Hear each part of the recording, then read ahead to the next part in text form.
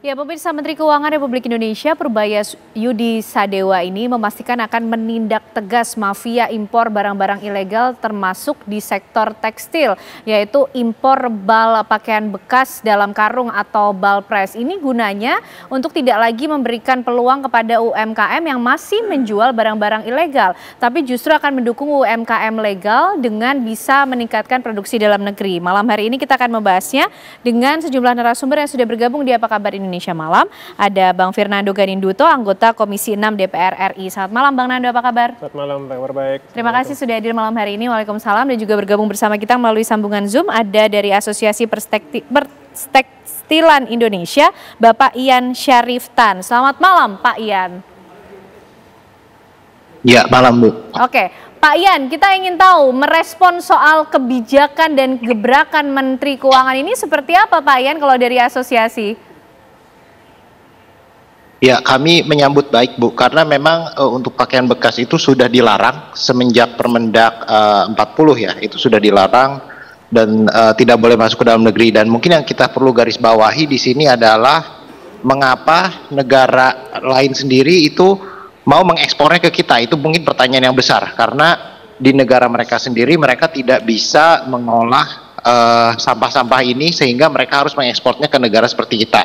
Nah, jangan sampai dijadikan di mana negara kita itu menjadi tempat buangan sehingga kita menjadi seperti Ghana, seperti negara-negara di Afrika, tempat di mana balpres ini akhirnya terjual tidak, tapi mungkin hampir setengahnya itu akhirnya menjadi sampah terbuang. Karena pada akhirnya seluruh sampah tekstil ini susah sekali diolah. Kita baru saja beres konferensi di Yogyakarta di mana kami membahas masalah isu-isu lingkungan dan teknologi yang sudah ada. Jadi bahkan di luar negeri pun teknologinya belum sempurna.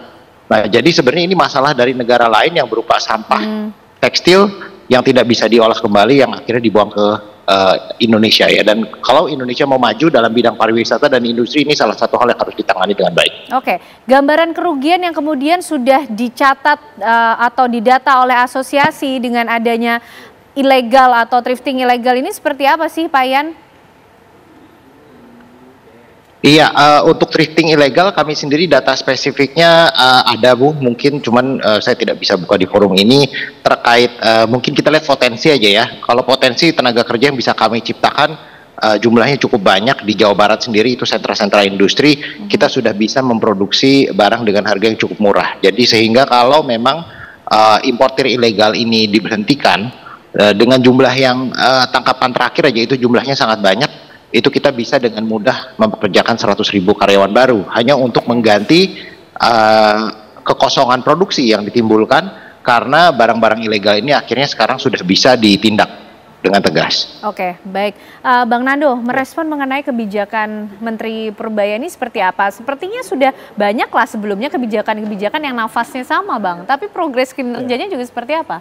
Baik, Mbak Ken. Jadi sebelum saya mau nyampe ke sana, saya mau sedikit memperjelas apa yang dikatakan Pak Ian tadi, bahwa memang impor ilegal ini sudah diatur di Permendak nomor 40 tahun 2002 dan diatur kembali di Permendak 16 tahun 2025, bahwa memang di sini disebutkan bahwa importir wajib mengimpor barang dalam keadaan baru.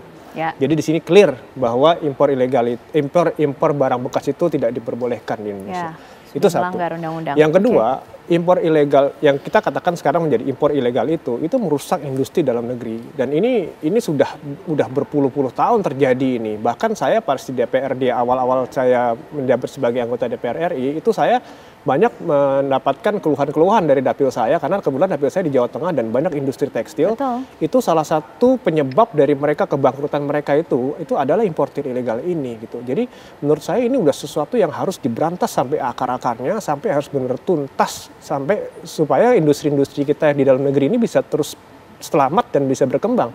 Karena di dunia ini sebuah negara itu bisa sukses itu kalau industrinya maju gitu. Bang Nando, tapi mengenai kebijakan yang nafasnya seperti ini kan bukan hanya kali ini ya kita dengar. Betul. Selama ini DPR melakukan kajian atau analisis, kendalanya di mana sih Bang? Kok sepertinya belum efektif atau maksimal? Jadi gini, jadi Kementerian Perdagangan itu sudah membuat namanya Satgas Pemberantasan Impor Ilegal. Itu terdiri dari 11 kementerian dan lembaga. Di antaranya adalah Kementerian Perdagangan, Kementerian Keuangan di antaranya, Kejaksaan Agung, polisi dan seterusnya.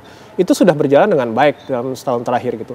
Nah, namun ini kan Satgas ini kan sifatnya ad hoc gitu. Jadi ini saya akan sarankan ini sudah harus dilanjutkan gitu. Karena jangan sampai ini berhenti. Karena pemberantasan ini harus terus berjalan gitu. Makanya saya begitu kemarin dengar Pak Purbaya ngomong bahwa dia akan memberantas ini, saya dengan senang hati mendukung ini, sangat mendukung gitu. Karena kita memberantas benar, tapi kita harus memberantas perusahaan-perusahaan si importir yang bandal-bandal ini. Kita harus matikan mereka gitu.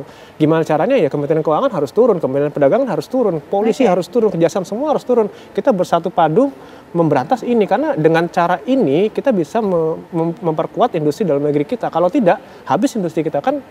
Kan tahu berapa industri tekstil kita yang sudah bangkrut, gulung tikar, yang saya nggak perlu sebut di sini kan, itu banyak sekali gitu. Nah ini salah satu penyebabnya yang kalau saya bicara dengan mereka itu adalah impor ilegal ini gitu. Oke, baik. Menarik, kita ingin membahas juga mengenai inovasi Menteri Purbaya yang tidak hanya penjara dan membakar barang ilegal tersebut, tapi juga akan melakukan denda begitu bagi para pelakunya.